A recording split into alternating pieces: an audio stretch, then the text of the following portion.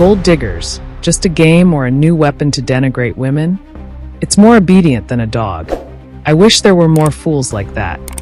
So boasts a woman in a new video game that has sparked a new debate about gender bias in China. In the live-action game, Revenge on Gold Diggers, male players play characters who fall for cunning women who are after their money, and the man's reaction determines the course of the story. The game topped the sales list on the gaming platform Steam within hours of its release in June, but it was soon met with controversy. Some people called it reinforcing derogatory stereotypes against women, while its supporters say the game warns people against emotional fraud. The criticism was so intense that the game's creators quietly changed its name the next day to Emotional Anti-Fraud Stimulator. But even this change did not make up for the damage. The game's lead director, Hong Kong filmmaker Mark Ho, has now been banned from several Chinese social media platforms. The game's creators insist that their intention was not to target women, but rather to promote open discussion about emotional boundaries and ambiguity in modern relationships. Xu Yiqin, an artist who has played the game and found it offensive, rejects the game's argument.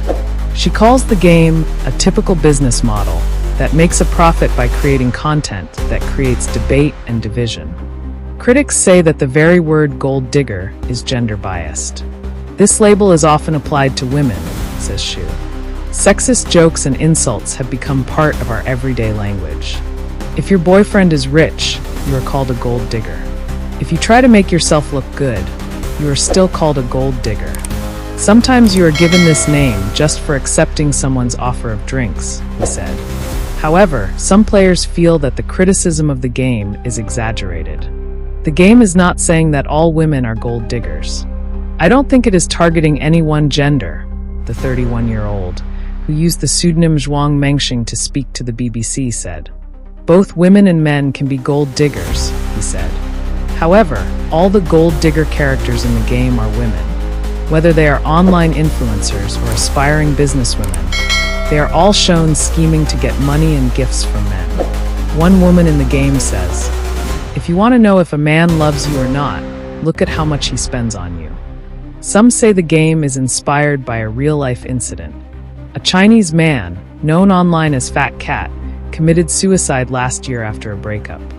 His death sparked a heated debate online, with the term gold digger being used and some accusing his ex-girlfriend of emotionally abusing him, leading to his suicide.